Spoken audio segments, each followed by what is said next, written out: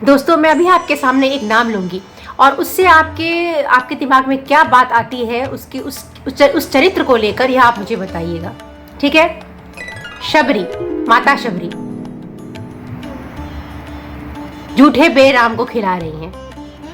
यही आता है दिमाग में। जैसे ही भी हम शबरी का नाम सुनते हैं हमारे साथ ये टीवी सीरियल्स का कॉन्सेप्ट जुड़ जाता है कि वो राम को झूठे बेर खिला रही हैं। परंतु आपको सुनकर आश्चर्य होगा कि वाल्मीकि रामायण में झूठे बेरों का कोई वर्णन ही नहीं है। वह फल जरूर खिलाती हैं राम को, पर झूठे नहीं होते वो फल, वो ताज़े होते हैं। ताज़े ये फलों को तोड़कर वह राम जी को खिलाती है। और दूसरी बात, जो वह राम जी से मिलती है तो रामचंद्र जी से मिलने के बाद उसे मोक्ष की प्राप्ति हो जाती है, उसे मुक्ति मिल जाती है, अर्थात वो साकेत धाम चली जाती है। परंतु क्या राम जी से मिलने के बाद ही तुरंत ऐसा हो गया कि वो साकेत धाम चली गई?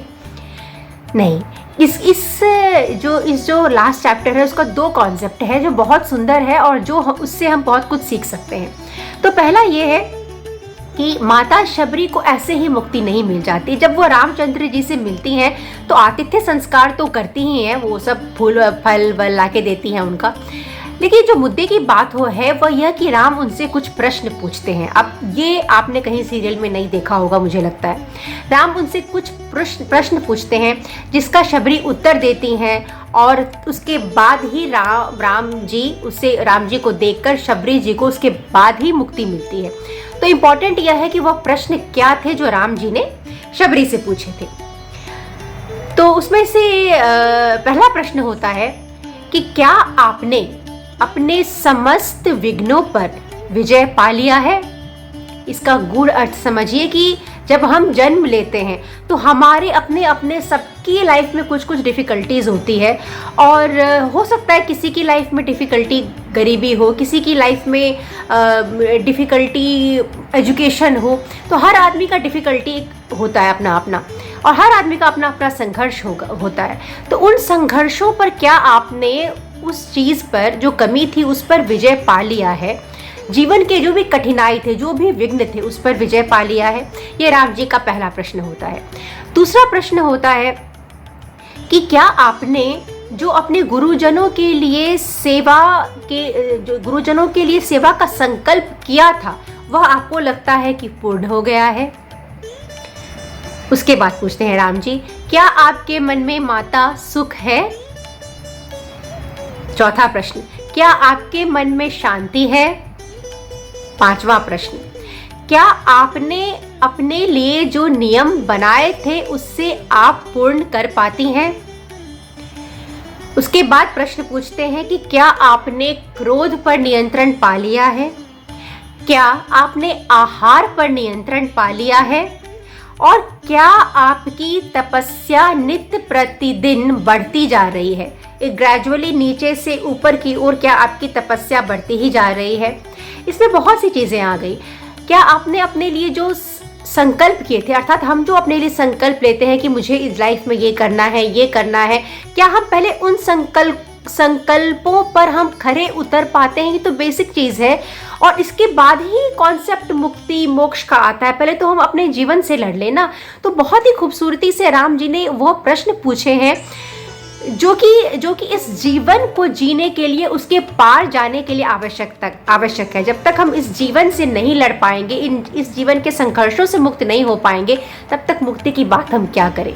ये बहुत ही खूबसूरत भाव है। और दूसरा है कि उस प्रदेश जहाँ पर जो तपस्विनी शबरी माता रहती है, उनके जो गुरु रहते हैं वो कौन होते हैं? वो होते हैं मतंग मुनि। और मतंग वन में वो लोग रह रहे होते हैं। और मतंग वन जो होता है वो बहुत ही एक तरह से देवत्व वाला वन है। हालांकि उनके जो शबरी के जो गुरुजी हैं मतंग मुनि, वह अब स्वर्ग सिधार चुके हैं अपने जो अन्य शिष्यों के साथ। तो अब केवल अकेले वहाँ शबरी माता ही रह गई हैं। परंतु वह जो क्षेत्र होता है उसमें कुछ मायावी शक्तियाँ होती हैं। क्या होती है मायावी शक्तियाँ मतंग वन में? कि वहाँ के जो फूल होते हैं वो कभी मुरझाते ही नहीं हैं। अच्छा, दूसरा कि उन फूलों को कोई तोड़ भी नहीं सकता है, ना वो फूल टूटते हैं, ना वो फूल मुरझाते हैं, और वहाँ पर जो भी जानवर आते हैं वो सब एक तरह से उनका भाव अहिंसात्मक हो जाता है, हिंसा की भावना ही कम हो जाती है। अब ये आप रामायण में बहुत जगहों पर पढ़ेंगे कि जहाँ पे ऋषि महर्षियों का वास होता था, मुनियों का वास होता था, वहाँ पर जो भी जीव आता था उसकी हिंसात्मक प्रवृत्तियाँ छूट जाती थी, अहिंसा का भाव आ जाता था। इसका अर्थ है कि जब हमारी चेतना बहुत ऊपर की तरफ जाती है तब उसका असर प्रकृति पर पड़ने लगता है और सारी चीज़ें अहिंसा और सत्य के साथ होने लगती हैं। और इसीलिए वो जो मतंग वन था वह इतना देवत्व से भरा था। और इसके अलावा जब राम जी शबरी से यह भी कहते हैं कि वो मतंग वन घुमाए उनको, शबरी माता उन्हें घुमा रही हैं और राम जी को दिखा रही है वह सब चीज़, और वह कहती हैं कि देखिए मेरे गुरुजनों ने जो फूलों की माला बनाई थी ना, वो इतने वर्ष हो गए श्री राम, परंतु ये फूल कभी मुरझाते नहीं हैं। और मेरे गुरुजनों ने जो अपने तपस्वियों वाले वस्त्र पसारे थे धो के, वो वैसे के वैसे ही, वो सूखे नहीं हैं। वो कहती है कि यहाँ जो आप फूल देख रहे हैं ना, ये सब फूल मेरे गुरुजन के शिष्यों के पसीने की बूंदें हैं। तो राम जी को बड़ा आश्चर्य होता है। फिर वो कहती है कि ये जो मेरे गुरुजन जो थे मतंग मुनि, उनके शिष्य थे, वो उनके लिए जल आदि लाते थे और जब थक जाते थे तो उन पसीने की बूंदें गिरती थी और वही फूलों में परिवर्तित हो गई है, और इसीलिए कोई उसे तोड़ भी नहीं सकता, ना वो मुरझाते हैं। मतंग जो मुनि थे उनमें इतना देवत्व प्राप्त था उन्हें कि जब वो बूढ़े हो गए और शरीर लाचार हो गया, शरीर तो अपना काम करेगा ही, शरीर तो बूढ़ा होगा ही, और वो उठ नहीं पाते थे, तब 7 समंदर के जल वहाँ आ गए, अपने से प्रकट हो गए, जिसे सप्त समंदर के नाम से जाना जाता है, और वो अभी भी था वहाँ पर।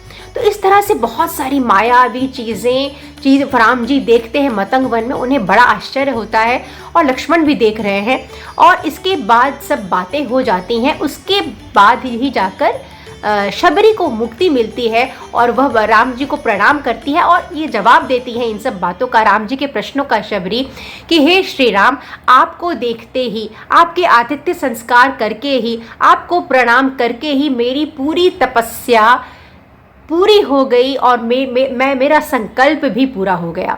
और इसके बाद शबरी माता को मुक्ति मिल जाती है और वह साकेत धाम चली जाती है। दोस्तों, तो ये इस तरह से हमारा अरण्य कांड का सबसे ये लास्ट चैप्टर था वह पूरा हो गया। अब आगे हम किष्किंधा कांड में हम चलेंगे, और आपको मेरा वीडियोस कैसा लग रहा है मुझे सूचित करिए, और यदि इन्फॉर्मेटिव है तो प्लीज़ चैनल को लाइक करिए और सब्सक्राइब करिए।